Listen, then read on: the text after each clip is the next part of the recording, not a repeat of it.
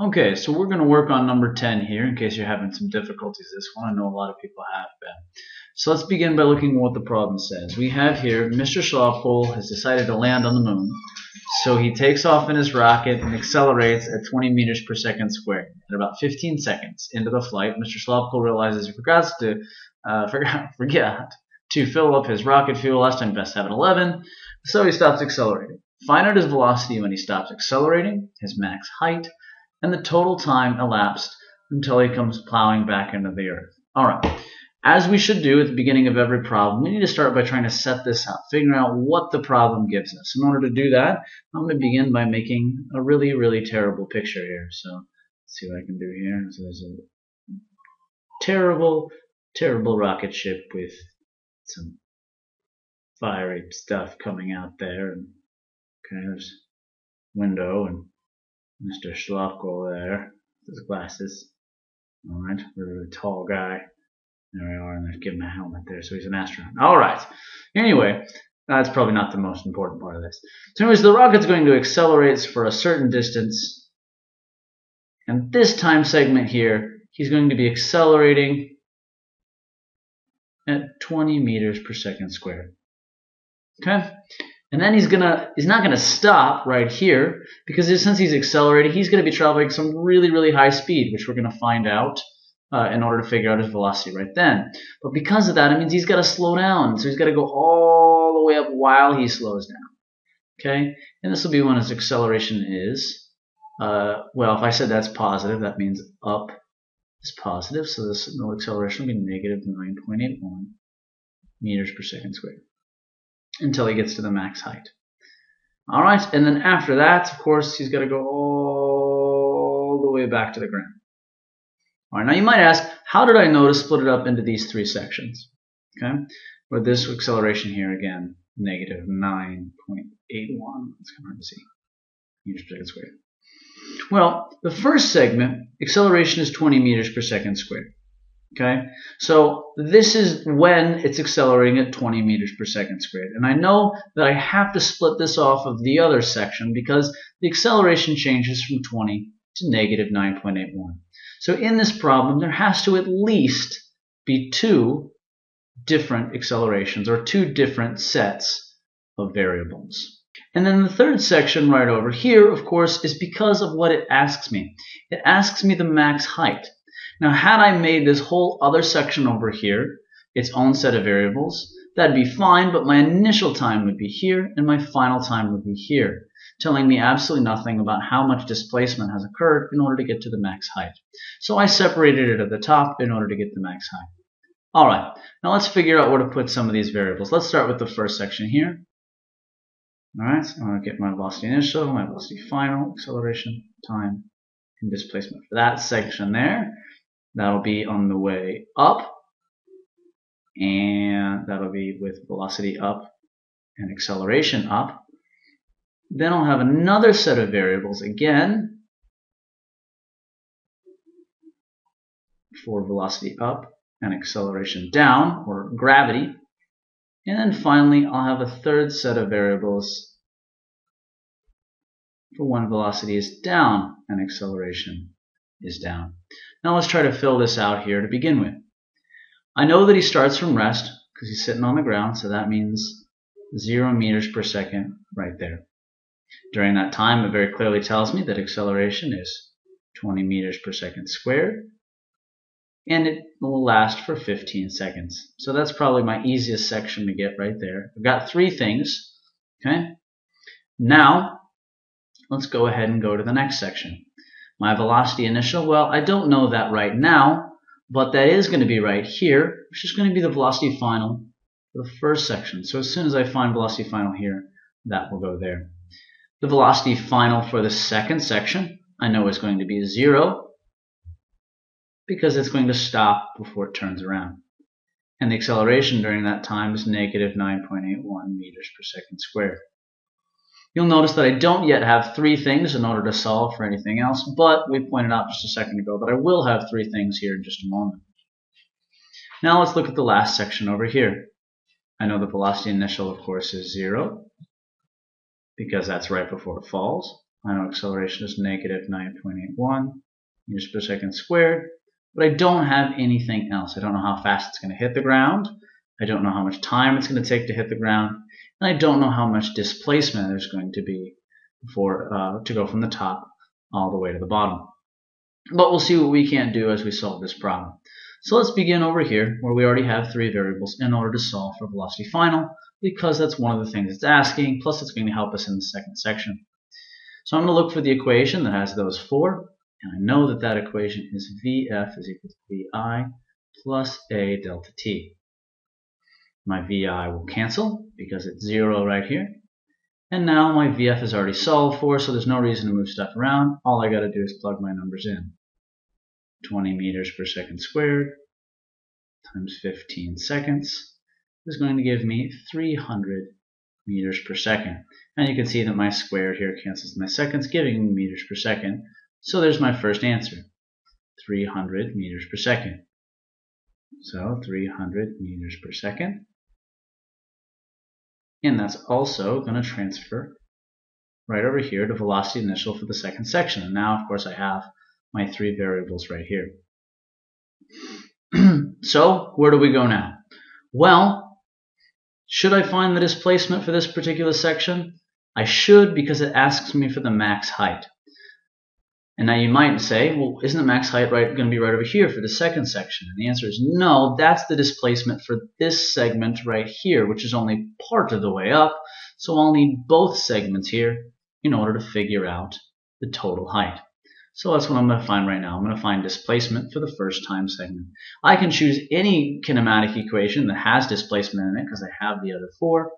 But for my sake right now, I think that the easiest one to use is going to be delta x is equal to VI times delta t plus 1/2 A delta t squared. The VI and delta t all cancel out to 0 again because the velocity initial is 0, as well as my displacement is again already solved for. So 1/2 times 20 meters per second squared times 15 seconds squared. Big key thing on that right there. All right, you'll notice that the seconds squared will give me units, and that will cancel, giving me just meters. And I know that the answer to this is 2,250 meters. So that's 2,250 meters, which will be the first segment of my height. Now, I'll use this right over here in order to find the second segment for displacement in order to find the total. So I'm right over here in the second section here. I've got these three things. I'm trying to find displacement. So I will use the VF squared equals VI squared plus 2A delta x. Now in this particular time, my VF cancels, having to be very careful which one is 0, otherwise it'll give me a negative where I'm not supposed to have one. And I'll do algebra. I'll subtract this term on the other side, divide by 2A, and that will give me my delta x for that segment. Make sure that the negative, of course, is not being squared because it's on the outside of the square. If there was a negative on my VI, it would cancel because of the square, but this negative won't. So I'll have negative here times 300 squared, I should put my units on here, what am I doing? All over 2 times negative 9.81 meters per second squared. And that's going to be equal to my delta x. Okay, so after plugging into the calculator, we find that the displacement for the second segment right up here is 4,587.2. So the total height will be the first segment plus the second segment. So I'll do that right down here real quick. 250 meters plus 587.2. So the total height, which this would be right here, 587.2 meters. Now the total height should be 6,837.2 meters. So we have our first two answers. We have total velocity here, and then the max height here. Alright, we deleted some of the work here so we could finish this off. Now the final thing that it asks us to do, of course, is to figure out the total time elapsed for the whole thing. So in order to do that, I'm going to need to find all 3 times, because again, that's not just one of them in my answer, but the combination of all 3 of them together. So I have one of my answers already. I just need to find the other 2 and add them all together real quick. The easiest way to do that for the second segment will just be velocity final equals velocity initial plus acceleration times time. Again, velocity final will cancel. Move negative velocity initial, subtracting that over, divided by acceleration, gives me time. Negative velocity initial is negative 300 meters per second divided by, and I should get a good idea of what this is ahead of time because that's roughly 10. So my answer should be close to 30, a little bit more than 30, of course. It's going to be 300 divided by 9.81. And as expected, the answer should be about 30.6 seconds.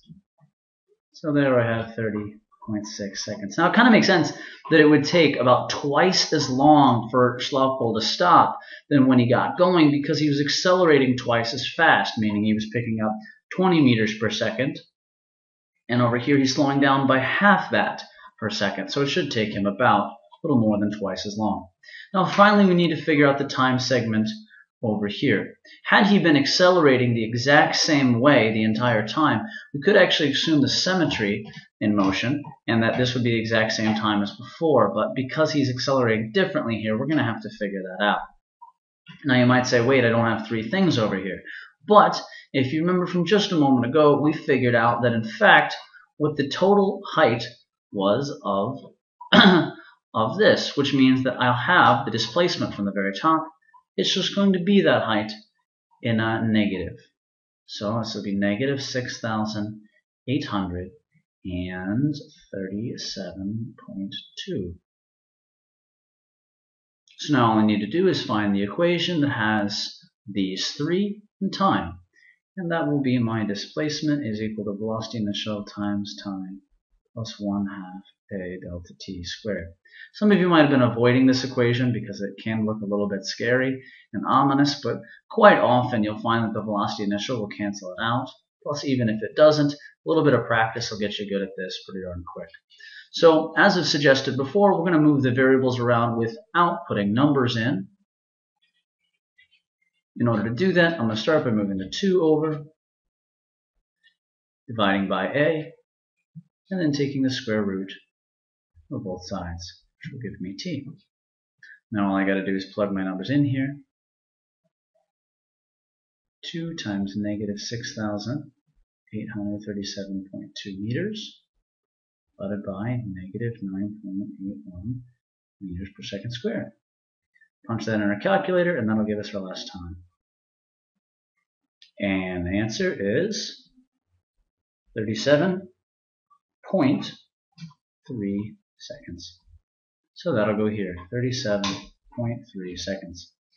So each time segment we have figured out, so now all we do, take them all, add them together for our total time. And our answer is 82.9 seconds, or about 1 minute and 22 seconds.